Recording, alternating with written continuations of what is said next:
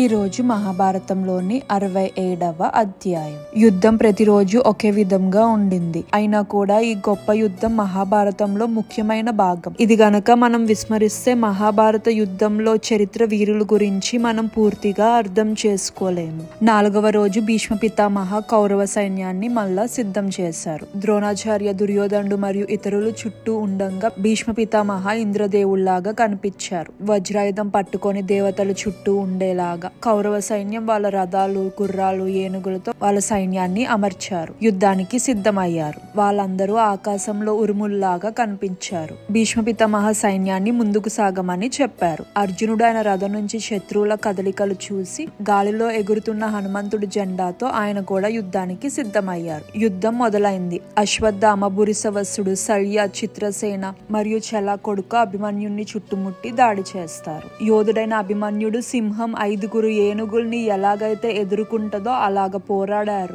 ఆయన కొడుకుపై ఉమ్మడి దాడి చేయడం చూసిన అర్జునుడు కోపంగా సింహంలాగా గర్జించి ఆయన కొడుకుతో కలిసి తీవ్రంగా పోరాడతారు. దృష్టద్యుమ్నుడు కూడా పెద్ద సైన్యంతో వస్తారు. చల కొడుకు చనిపోతారు. చల శల్యతో కలిసి దృష్టద్యుమ్నుడిపై బలమైన దాడి చేస్తారు. శల్య విల్లు ఇరిగిపోతుంది. అది చూసిన అభిమన్యుడు శల్యపై బాణాల వర్షం కురిపిస్తారు. అది చూసిన దుర్యోధనుడు ఆయన సోదరులతో కలిసి వేగంగా శల్యకి సహాయం చేయడానికి వస్తారు. భీమసేన కూడా అక్కడికి వస్తారు. ఎప్పుడైతే భీమసేన ఆయన గదని పైకి ఎత్తుతారో అప్పుడు దుర్యోధనుడు సోదరులు భయపడతారు. అది చూసిన దుర్యోధనుడు కోపంగా భీముడికి వ్యతిరేకంగా పెద్ద ఏనుగుల గుంపుని పంపిస్తాడు. ఏనుగులు రావడం చూసిన వెంటనే భీముడు ఆయన రథంలో నుంచి దిగి ఇనుప గదని చేతిలో పట్టుకొని దాడి చేయడం మొదలు పెడతాడు. కొన్ని ఏనుగులు దాడికి గురవుతాయి. ఇంకొన్ని అక్కడి నుంచి వెళ్ళిపోతాయి. చంపబడిన మహామృగాలు యుద్ధ భూమిపై పెద్ద కొండల వల్లే పడి ఉంటాయి. భయంతో తొందరపడి పారిపోతున్న ఏనుగుల వల్ల పెద్ద తొక్కిసలాట జరిగి చాలా మంది సైనికులు మరణించారు.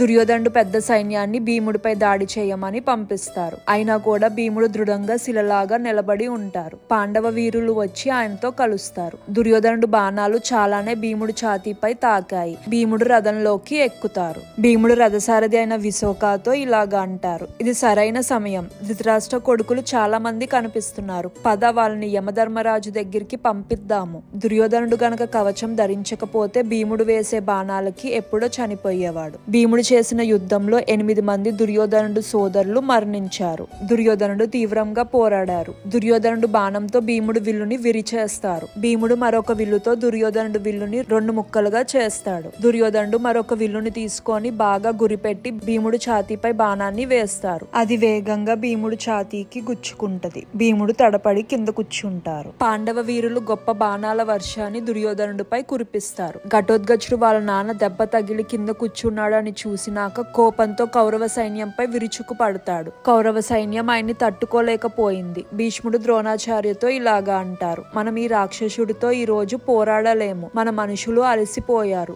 సూర్యాస్తమి సమయం ఆసన్నమైంది. రాక్షసుల శక్తి చీకట్లో ఇంకా పెరుగుద్ది. మనం ఘటోత్కచుడితో రేపు తలపడదాం. తాతగారు వాళ్ళ సైన్యాన్ని ఆ రాత్రి విశ్రాంతి తీసుకోమని చెప్తారు. దుర్యోధనుడు గూడారంలో కూర్చొని ఉంటారు. ఆయన కళ్ళు కన్నీళ్లతో నిండిపోయి ఉంటాయి. ఆ రోజు యుద్ధంలో ఆయన చాలా మంది సోదరుల్ని కోల్పోయాడు. ధృతరాష్ట్ర సంజయపై అరుస్తారు, ప్రతిరోజు నువ్వు చెడు వార్త తప్ప ఏమీ ఇవ్వడం లేదు.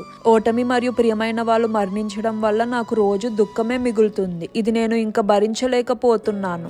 ఏ వ్యూహం వేస్తే మన మనుషుల్ని కాపాడగలుగుతాము? ఈ పోరాటంలో మనం ఎలా గెలవగలుగుతాము? నాకు చాలా భయంగా ఉంది. మానవ ప్రయత్నం కంటే విధి చాలా శక్తివంతమైనది అని అనిపిస్తుంది. సంజయ ఇలాగా అంటారు, రాజా, ఇది మీ మూర్ఖత్వంకి ప్రతిఫలం కాదా? ఇప్పుడు బాధపడడం వల్ల ఏం ప్రయోజనం?